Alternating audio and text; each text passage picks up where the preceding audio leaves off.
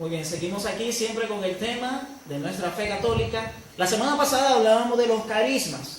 Yo le pregunto, ¿es malo tener carismas? ¿Es malo pedir carismas? ¿Podemos pedir nosotros un carisma? Sí, lo podemos pedir. El Espíritu Santo obra a la forma de que Él quiera hacerlo. Sin embargo, nosotros a veces necesitamos un carisma especial para un momento importante de nuestra vida o de la predicación del Evangelio. Podemos pedir nosotros el carisma de sanación, pedirle al Espíritu Santo, pedirle a Dios que se sane una persona que está enferma. Y ya lo hemos hecho muchas veces sin darnos cuenta. ¿Cuántas personas se han sanado mientras tu mamá o tu abuelita está rezando el rosario pidiendo por ti? Y nos hemos sanado y nosotros atribuimos que fueran a los medicamentos. Pero no sabemos ahí la acción poderosa de Dios a través de una sencilla oración. Recuerda lo que dice Santiago capítulo 5, verso 16. La oración del justo tiene mucho poder.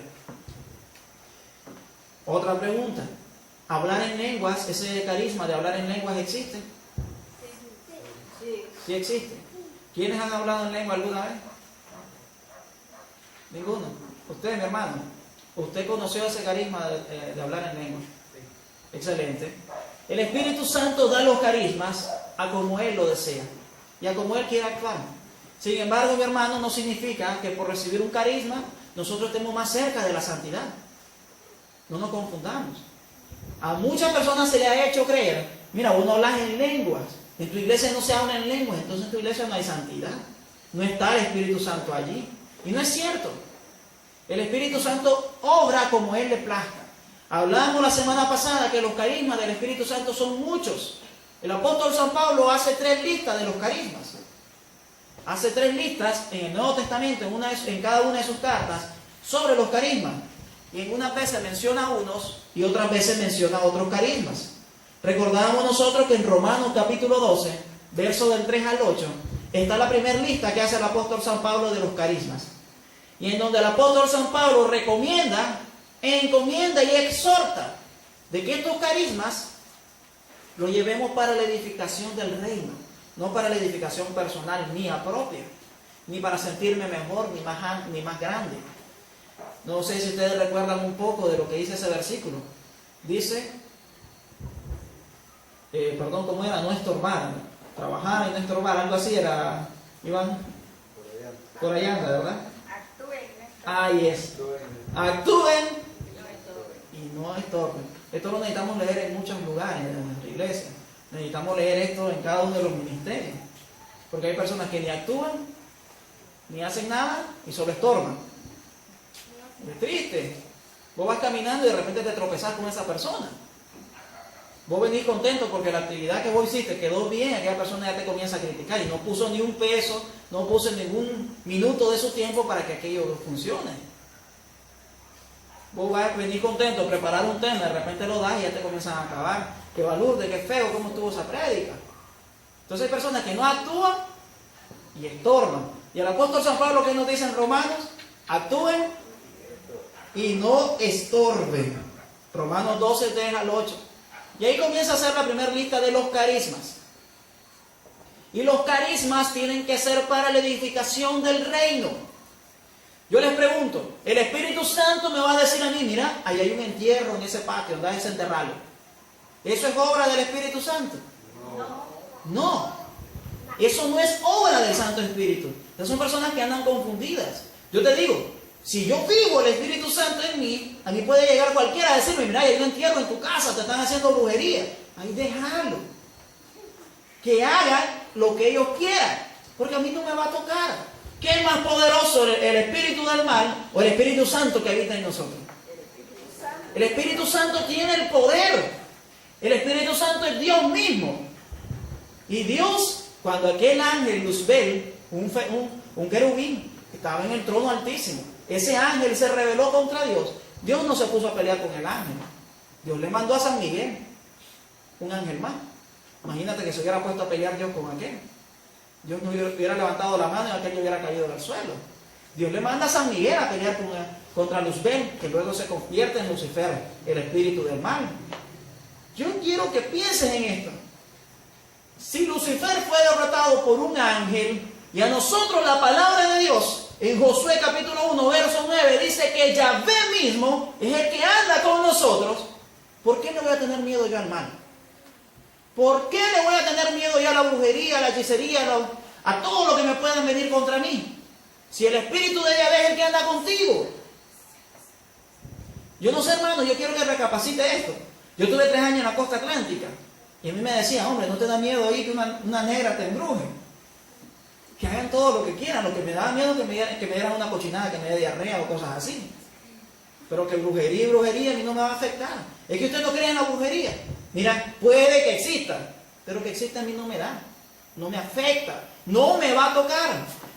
Yo lo que me voy a procurar es agradar a Dios y vivir bajo su dominio. Porque el que vive bajo el dominio de Dios, vive bajo su gracia. Salmo 91 dice, tú que habitas bajo el amparo del Altísimo y mora bajo la sombra del Omnipotente, dile a Yahvé, Señor mío. Por ahí sigue. No me lo sé de memoria. Pero, si habitas bajo el amparo del Altísimo, bajo su sombra, Dios mismo te está protegiendo. ¿Qué vas a hacer? ¿Por qué vas a tener miedo si Dios mismo es el que te está protegiendo? Entonces el Espíritu Santo no anda desenterrando cosas, ni enterrando ni desenterrando. Tampoco va a servir para amarrar novios y esas cosas. Porque incluso yo he escuchado personas que andan creyendo en tonteras mexicanas, poner una imagen patas arriba para buscar novios. No andan creyendo esas cosas. El Espíritu de Dios está sobre nosotros y Él es el que nos cubre. ¿Bien? Los carismas, uno de los carismas más importantes que meditamos, ¿cuál era? Alguien que me lo recuerde. El apóstol San Pablo en 1 Corintios capítulo 14, en todo ese capítulo, comienza a decir, está este carisma, pero este es mucho mejor. Está hablar en lengua, es bueno, sí, es bueno, pero este es mejor. ¿De cuál estaba hablando el apóstol? De proclamar la palabra de Dios. Proclamar la palabra de Dios. El carisma de la profecía. De promover. Fe, obviamente nuestra fe. La profecía es promover la fe en aquellas personas que están abatidas, que están tristes. Y eso es mucho más importante, dice el apóstol, a hablar en lenguas. Pero yo les invito siempre a leer 1 Corintios capítulo 13. Alguien que lo tenga listo y que me lo lea. 1 Corintios capítulo 13. Y ahí vamos a ver cómo el apóstol San Pablo empieza a recomendar que todos los carismas que tengamos sean bajo la medida del amor. 1 Corintios capítulo 13. Sí. Aunque hablara todas las lenguas de los hombres y de los ángeles, si me falta el amor, sería como bronce que resuena o campana que retine. Aunque tuviera el don de profecía y descubriera todos los misterios, el saber más elevado, aunque tuviera tanta fe como para trasladar montes, si me falta el amor, nada soy. Aunque partiera todo lo que poseo, e incluso sacrificara mi cuerpo, pero para recibir alabanzas y sin tener el amor, de nada me sirve. Palabra de Dios. Te alabamos. Está bien hablar en lenguas, pero si no lo hago por amor, solamente soy una campana que está sonando. Está bien el don de profecía, ir a predicar, ir a conocer los misterios más elevados de Dios, conocer a Dios, saber todo lo que dice la Biblia, de lo que dice la apologética, la teología, pero si no tengo amor, de nada me sirve. Incluso puedo repartir todos mis bienes, pero si no lo hago por amor, para nada lo hago. Nuestra clave y lo más importante al medir los carismas tiene que ser el amor, la medida del amor.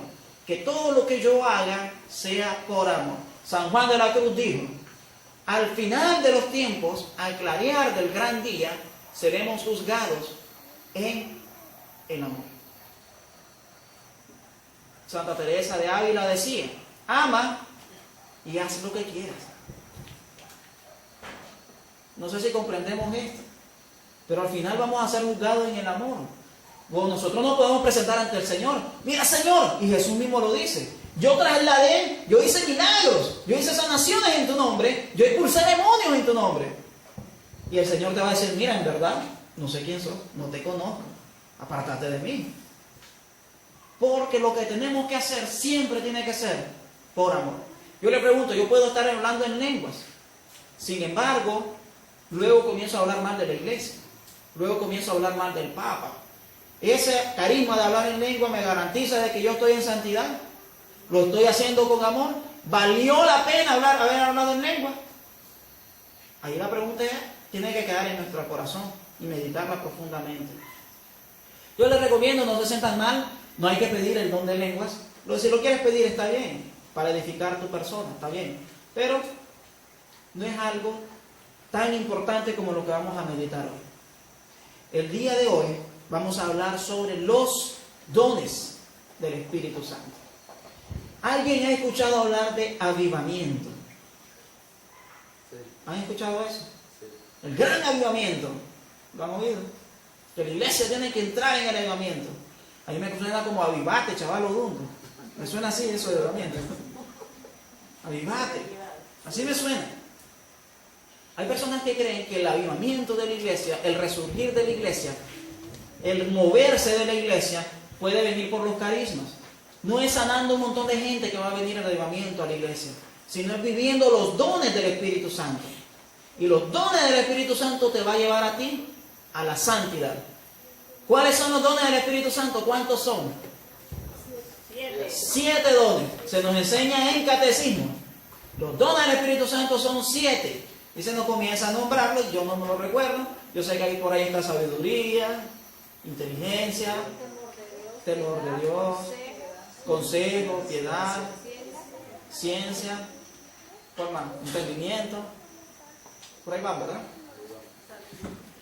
Muy bien. Los 7 dones del Espíritu Santo. Se nos enseña en catecismo, pero no se nos dice de dónde salió eso. ¿En qué parte de la Biblia lo menciona? Y el problema es que nosotros, como buenos católicos, nos quedamos con el catecismo de niños y no seguimos en la catequesis de adultos. Es como que decir, yo ya estudié, yo soy estudiado. ¿Y hasta qué grado llegaste? Yo salí solo preescolar, pero yo soy estudiado.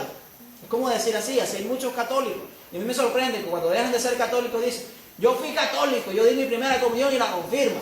Qué buen católico, pero nunca pasaste un retiro. Qué buen católico, nunca anduviste misionando. Nunca tuviste un estudio de apologética, no tuviste estudio de marianología. No te dedicaste a una pequeña comunidad. Te quedaste como preescolar. Te faltó mucho. Vamos a leer Isaías capítulo 11, verso del 1 al 2. Y ahí vamos a encontrar Isaías capítulo 11, verso del 1 al 2. Y vamos a reconocer al leer esto a quién le pertenece la plenitud del Espíritu. Dice así: una rama saldrá del tronco de Jesé. Para los que no saben, Jesé es el papá del rey David. Jesé es el padre de David. Una rama saldrá del tronco de Jesé, un brote surgirá de sus raíces. Sobre él reposará el espíritu de Yahvé, espíritu de sabiduría e inteligencia, espíritu de prudencia y valentía, espíritu para conocer a Yahvé y espíritu para temer a Yahvé. Palabra de Dios. Una rama saldrá del tronco de Jesé. Jesé es el papá de David, o sea, una descendencia de David. Alguien que va a ser descendiente de David. ¿Quién es el hijo de David? Jesús. Y aquí está hablando de Jesús. Sobre él reposará el espíritu de Yahvé. Sobre él reposará el espíritu de Yahvé. Nosotros leemos el Evangelio según San Lucas, que desde el principio María fue cubierta con el Espíritu de Dios.